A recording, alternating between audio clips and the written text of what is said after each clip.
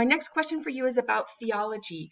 I'm gonna ask you, what is theology? Because for me, it's my sport. I read it in the Proverbs that the righteous pursue God like it's their sport. That's what they do for fun. That's what they practice.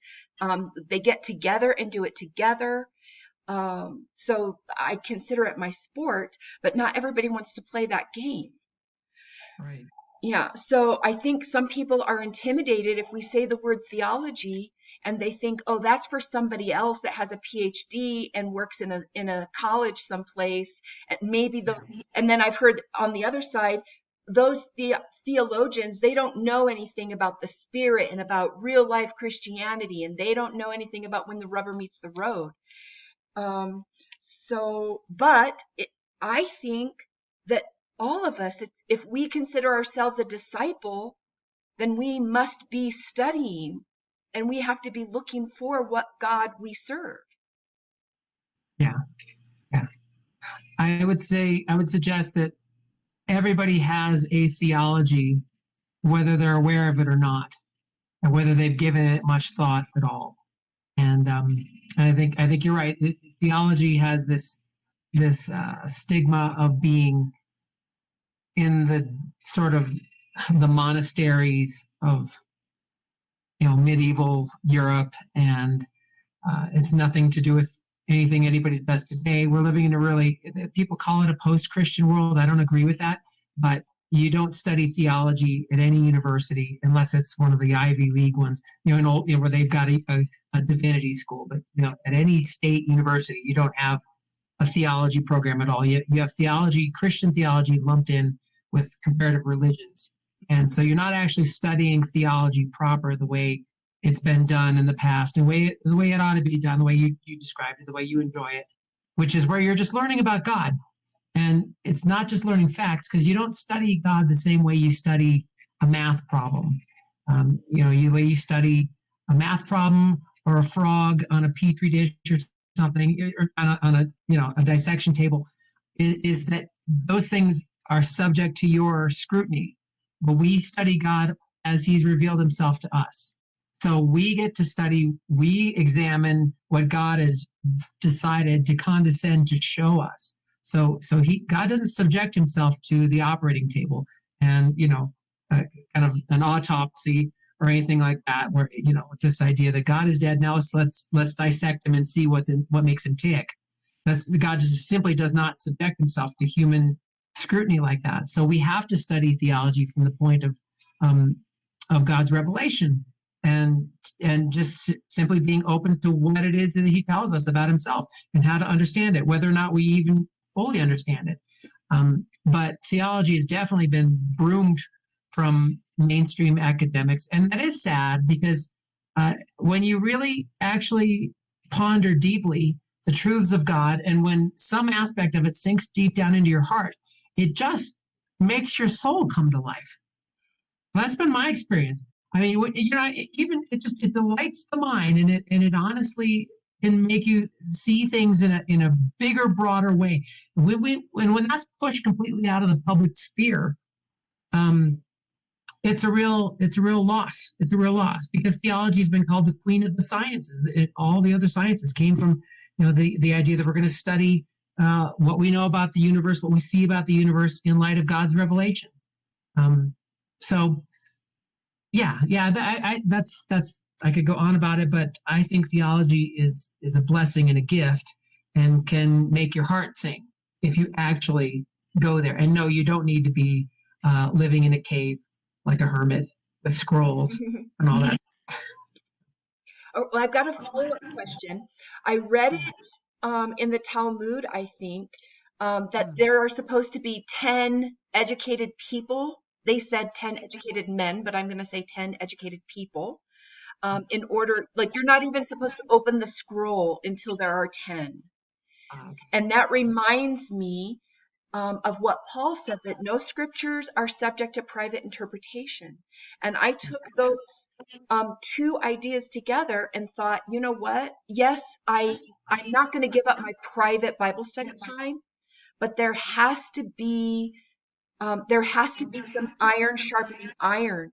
My ideas, these special Yeah. revelations that God gives me, have to be subject to examination by other people, to see if they are burned up and blow away like chaff, or if they're solid gold.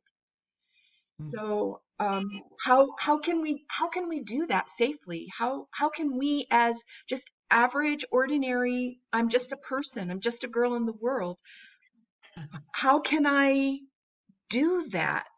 Share the things that I'm learning and hear the things that other people are learning, and know that maybe that person doesn't agree with me, but we have to work through that.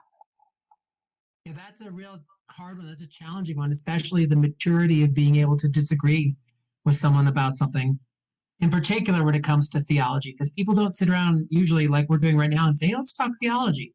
They just talk about life and whatever politics, and then God creeps into it somehow, and there's your theology. Because theology has legs. As I said, people have a theology whether they know it or not. Whether they decide to just completely dismiss God and say God is dead, that's their theology right there.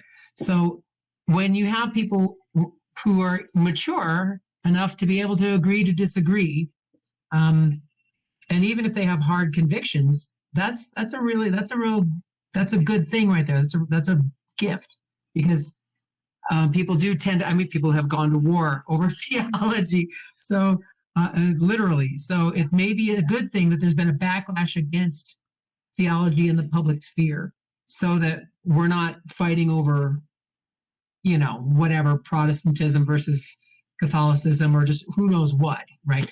But at the same time, when it gets relegated completely to the dark corners, then you lose something. As I said, you really lose something. So I personally find it helpful to read and expose myself to people that I don't agree with, and it's frustrating sometimes, and it's annoying sometimes too. But if I'm just reading them and not having a conversation with them personally, it's easier to sort of digest their ideas and say, okay, I can appreciate at least where they're coming from, whether I agree or not. And who knows, someday, 5 or 10 years down the line, I might want to agree with what they, and I look back and go, oh, I didn't know what I was, now I do better. But like I mentioned, with our first question, we were talking about the Roman road and everything. I wasn't born a Calvinist. I became a Jewish Calvinist working at a dot Yeshua. And that was an accident. I didn't try to, that was eventually slowly thinking my way into this from people who've been thinking about this for hundreds of years, more than I have. So starting there with an open-mindedness, that's a good thing right there. Open-mindedness, and also willingness to hear challenging ideas, and not feel like just because I'm listening to someone who I disagree with, well, I plug their brain and I believe what they believe, and now I believe this person.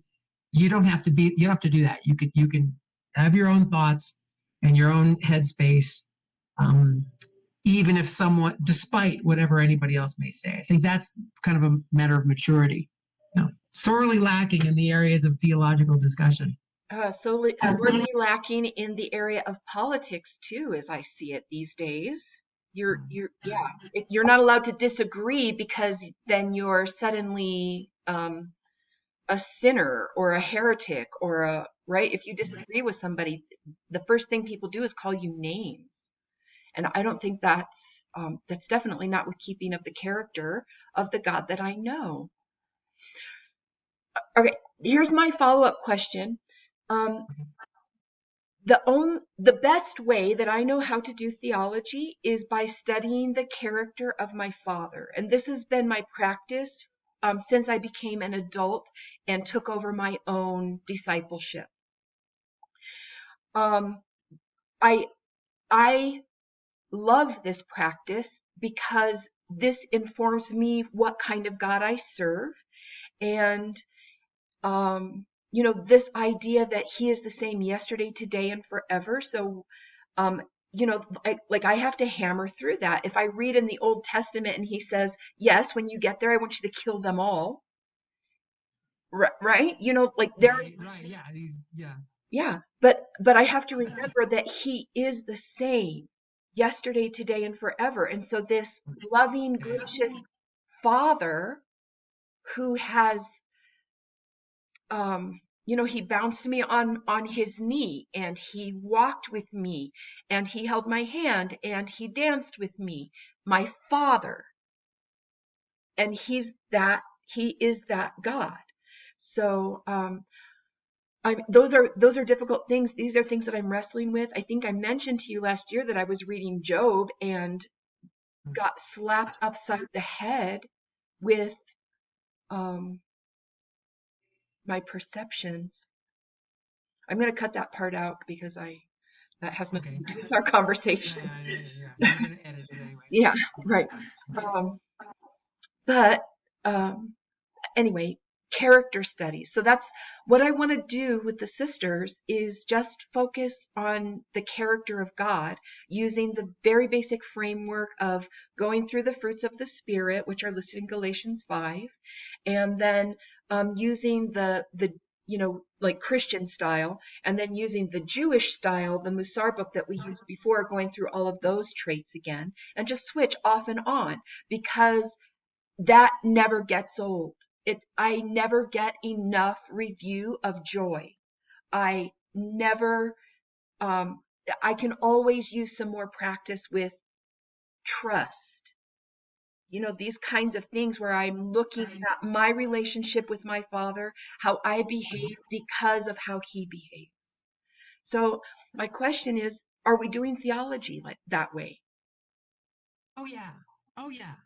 Absolutely. That's why whether you know it or not, even that's why I say, for the person who throws God out completely, they've got a theology, they just don't know it. The atheists have a theology, they just don't know it, and you live it. It has legs. I mean, it really truly does. What you think about God directly affects how you live. It just does. So, I call it practical theology. There's also marketplace kind of ministries. That idea that just because you're not working full time in a church doesn't mean that your job isn't a calling or a vocation from God, right? So, absolutely, you're living it out all the time, and so whether you fear judgment or fear God or fear man, or whether you love money or love um, the things of Christ, or whether, right, where your treasure is, there your heart will be. Hmm. And that directly affects people's lives. I mean, some of the most tragic people in the world are some of these just very secularized people who have not even an inkling of even the possibility of a supernaturalist world, and so they're not even going to get to the point of believing in the God of the Bible. And some of those people, I mean, some of the most tragic lives that are just shipwrecked are those kind of lives. But then the beautiful thing is, it's not too late. As long as they can, if their ship has been destroyed on the rocks, they can cry out to Christ and say, God, please have mercy. I mean, God will still have mercy on them, right, and Yeah. despite the mess that they're going through. So it has, I think, very real world, practical, immediate effects on how you live, whether you believe in God or not. So when you do, and you're in His Word, and you're, even especially studying something as important and foundational, but yet so seemingly simple as like the fruit of the Spirit, because it's not that simple to be humble, is it? Mm-mm. When it comes right down to it, yeah, I mean, we just rattle off, yeah, love, joy, peace, patience. Just stop at love, and joy, and see how, right? See how hard that Yes. actually, how difficult. How do you have let's just whip up some joy. It doesn't work that way. It never works. I mean, so um, yeah, theology has legs. That's where the rubber meets the road. It always does. And I could go on and on and on about this one, just because I've seen people living and dying and having babies and all sorts of things. And depending on where their faith is, that directly shades every aspect of how they handle their lives. It doesn't necessarily change events, but it directs how they walk the faith. Hmm. And how they might experience every situation too. Mm-hmm. Yeah, yes, exactly. Because if they have right, how do you handle a tragedy? Hmm. right? Exactly. It just Yeah. certainly can give you strength that you didn't know was possible and help you endure things that you never thought you could in a million years. And I've seen people become more amazing and more beautiful and more Christ-like in tragedy than, when things are going really, seemingly going really well, you know.